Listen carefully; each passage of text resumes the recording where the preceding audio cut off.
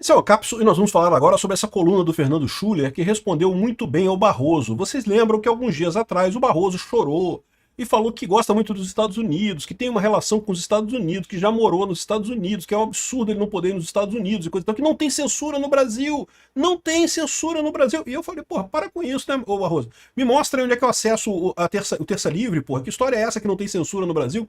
Enfim, aí o Fernando Schuller respondeu de forma muito didática, com 10 casos nos últimos anos de censura no Brasil, e censuras incômodas, porque censuras totalmente ilegais. O caso do Terça Livre, ok, é uma censura. A minha visão é que é uma censura. Mas a explicação do Alexandre de Moraes é que é parte do golpe, porque estavam dando um golpe no Brasil e não sei o que lá e coisa e tal. É um absurdo, não tem lógica. Ninguém dá golpe com palavras. Ninguém fala coisas até chegar no golpe. Não existe. Golpe é arma, é gente armada, é tanque na rua. Agora, o que o Schuller traz aqui são 10 casos que não tem a ver com isso e, no entanto, são censuras claras. Essa notícia foi sugerida por Sujeito Indeterminado, o maconheiro libertário Cannabis é Vida e várias outras pessoas. Obrigado aí ao pessoal que sugeriu notícias lá no nosso site, no visãolibertaria.com, e obrigado a você que está assistindo o nosso vídeo. Se você gosta do nosso conteúdo, por favor, deixe o seu like e se inscreva aqui no canal, né?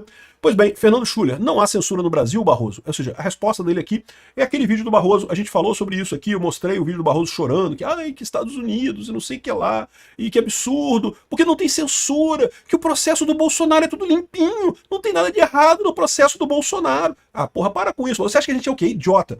A impressão que eu tenho é isso, tá? O Barroso e outras pessoas do governo acham que o brasileiro médio é um idiota, é um cara com QI 83, é um idiota completo, e não é. O brasileiro não é um idiota, o brasileiro está percebendo o que está acontecendo. Essas pessoas acham que o brasileiro é um idiota.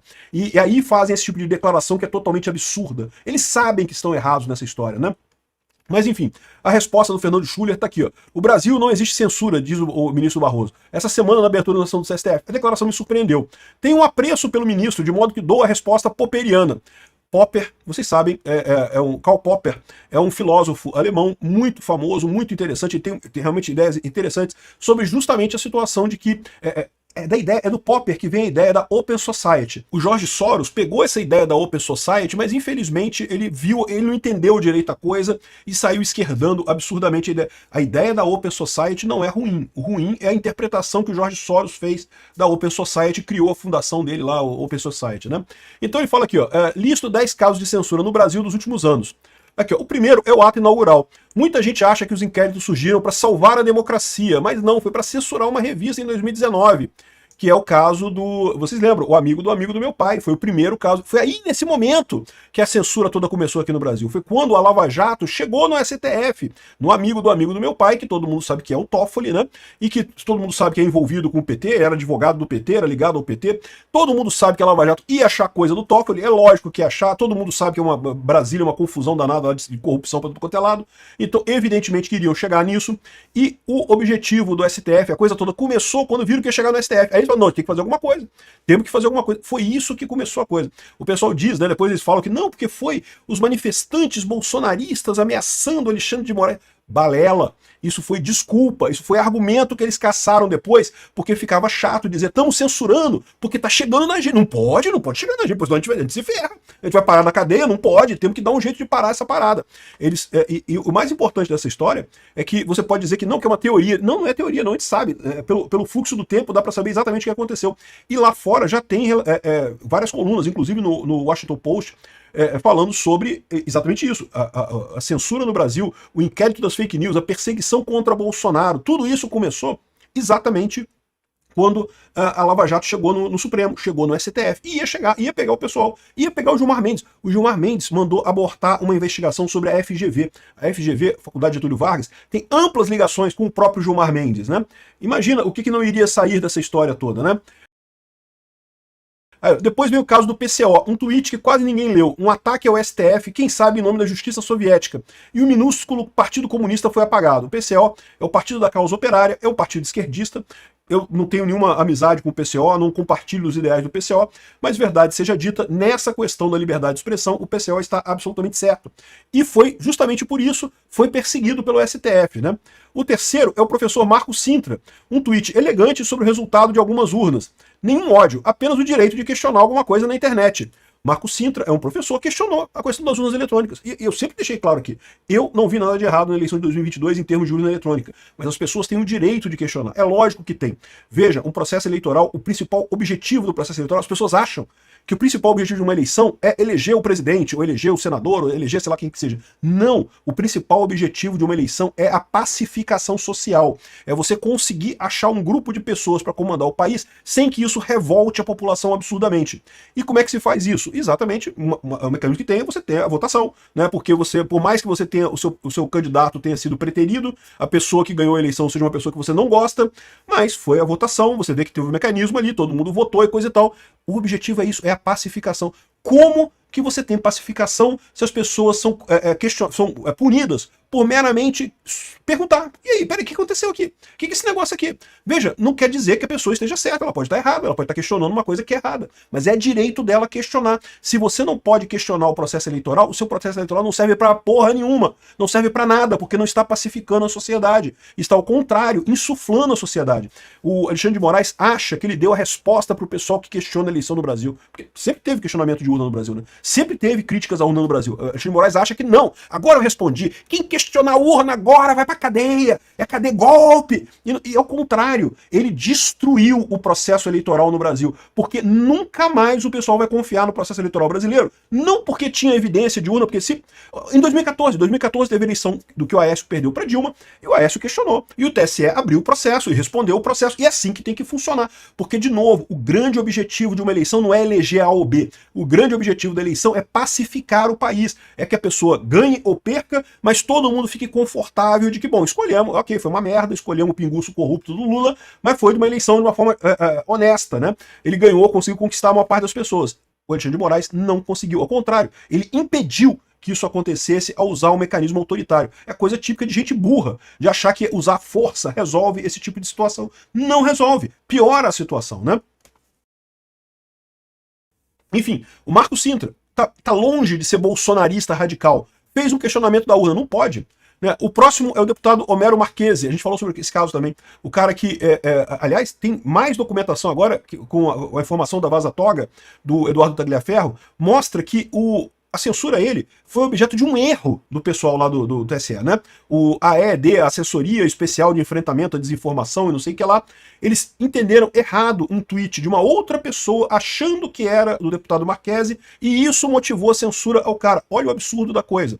Né? E isso hoje está tudo comprovado, né? E, no entanto, o cara foi censurado. E quando ele entrou na justiça para exigir reparação, qualquer pessoa que é processada de forma indevida por erro judicial, ela tem o direito de exigir reparação. De novo, faz parte do Estado Democrático de Direito. O que aconteceu? O juiz, na primeira instância, deu o direito a ele. Não, é verdade, você tem direito à reparação, tem direito à indenização. O Alexandre de Moraes colocou o juiz em uma auditoria do CNJ e proibiu o juiz e sobrepôs a decisão do juiz. Cara, uma coisa absurda. Tipo, quem manda nesse país, eco aqui de merda, sou eu. Eu sou o único juiz desse país. Eu que decido tudo. Uma coisa que não tem sentido algum do ponto de vista jurídico ou do direito, né? O Homero Marchese divulgou um protesto em Nova York. Ele estava no Paraná, mas foi censurado, foi proibido, não sei o que lá. A sua indenização foi anulada. E o juiz que concedeu essa indenização foi investigado. Curioso caso de uma democracia que não existe censura. Que história é essa, pô? Ficou provado que a censura ao cara foi errada. E o juiz que comprovou isso, que mostrou lá nos autos, não pode, o juiz foi investigado. Olha a situação, o absurdo que está sendo criado por esse STF, né? Aí depois veio a turma do WhatsApp, um grupo privado, o caso dos empresários lá, né?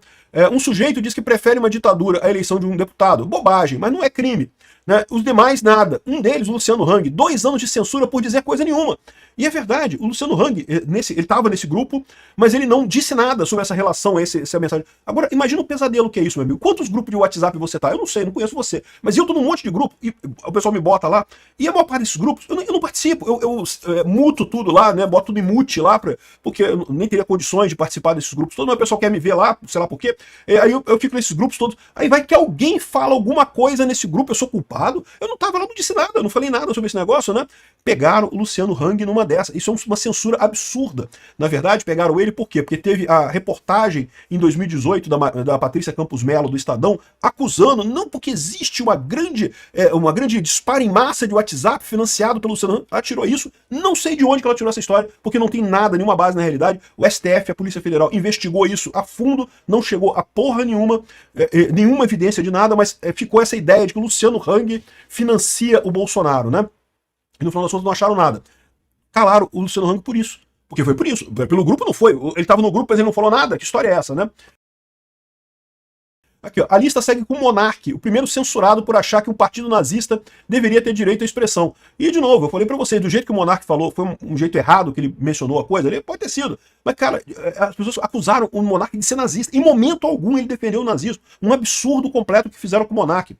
Princípio elementar da primeira emenda americana, que era exatamente o ponto do Monark. Ele estava elogiando lá nos Estados Unidos, que nos Estados Unidos pode ter. Né? Por quê? Porque os Estados Unidos fazem a decisão correta de que é melhor você ter discussões incômodas do que você calar a pessoa e essas discussões acontecerem no submundo.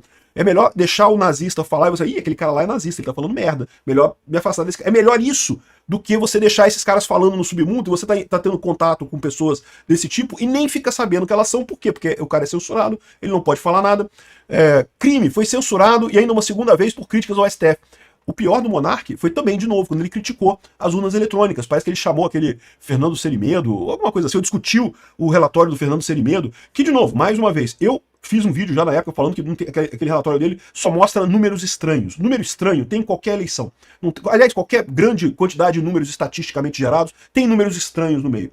Ele não provou absolutamente nada de nada com aquele negócio que teve fraude. Não vi nenhuma fraude. Se você quiser ver o meu vídeo em que eu explico os vários questionamentos que o pessoal fez, é lá no meu canal Safe Source, que é meu canal de segurança da informação, eu fiz um vídeo de 2 horas falando sobre cada tema daquele ali, explicando por que não é fraude.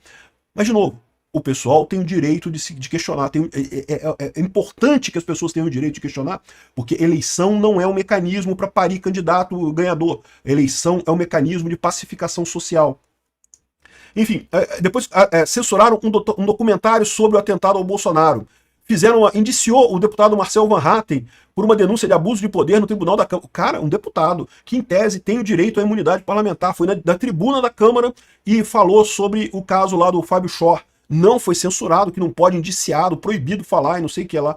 Enfim, é realmente impressionante o que ele coloca aqui. Porque repara, que momento algum aqui ele falou de bolsonaristas, de Alan dos Santos, de Oswaldo Eustáquio, de Terça Livre, que também são casos de censura óbvios, né? Mas na cabeça desse pessoal da STF, não, porque esse pessoal tava fazendo golpe, não sei o que lá. Mas pô, que porra de golpe que o Marco Sintra tava fazendo? Que o Marco Sintra é o cara mais centrão do mundo, é o cara PSDB da vida, pô. Não, aonde que esse cara tá fazendo golpe? O Monark, cara, disseram que o Monark tava fazendo golpe, que história é essa? O Alexandre de Moraes tem que ser muito burro, cara, pra achar que calar as pessoas que estão criticando a urna eletrônica vai ajudar a urna eletrônica. Não, essa é a decisão porca, é decisão burra, porque mostra justamente que você tá com medo de que questione, né? É a única conclusão que se tira disso.